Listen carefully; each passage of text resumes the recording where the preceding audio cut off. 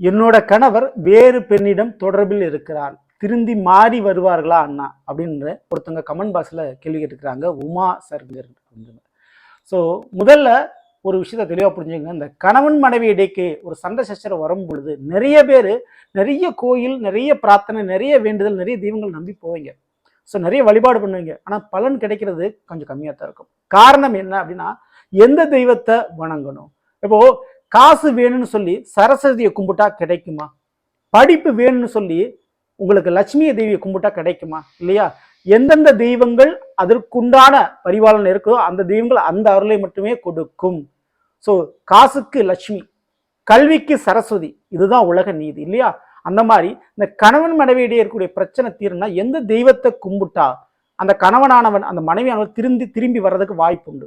So யாரா இருந்தாலும் சரி, ஆணா இருந்தாலும் சரி, பெண்ணா இருந்தாலும் சரி, உங்களுடைய வாழ்க்கை துணையோடு ஏற்படக்கூடிய சண்டை நீங்கி உங்கள் பக்கம் திரும்பி வரணும், விரும்பி வரணும். தவறான வழிக்கு போயிட்டாங்க, தவறான அவரோட தொடர்பு ஏற்படுத்திட்டாங்கன்னா அவங்க மாறி வரணும்னா நீங்க என்ன பண்ணணும் அப்படின்னா, கண்டிப்பா ஆஞ்சநேயர் வழிபாடு 100% உங்களுக்குண்டான மாற்றத்தை கொடுக்கும்.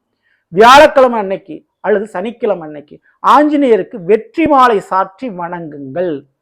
ஸோ ஒரு 27 வெற்றிலை கோர்த்து மாலையாக அணிவித்து ஆஞ்சநேயரை வழிபாடு பண்ணிட்டு வாங்க. கண்டிப்பா உங்களுடைய கணவராக இருந்தாலும் சரி, மனைவியாக இருந்தாலும் சரி, திரும்பி மாறி வருவதற்கு வாய்ப்பு உண்டு.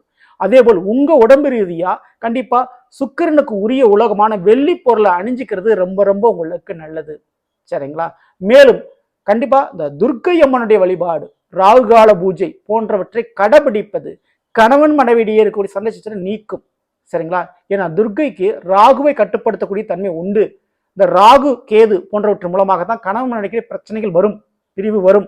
ஸோ அதனால துர்க்கை அம்மனுடைய வழிபாடு ராகு கால நேரத்தில், குறிப்பிட்ட இந்த வெள்ளிக்கிழமை காலை 10:30 மணி to 12 இந்த மணி நேரத்தில் துர்க்கை அம்மனுக்கு மஞ்சள் அபிஷேகம், பால் அபிஷேகம் செய்யறது நல்லது.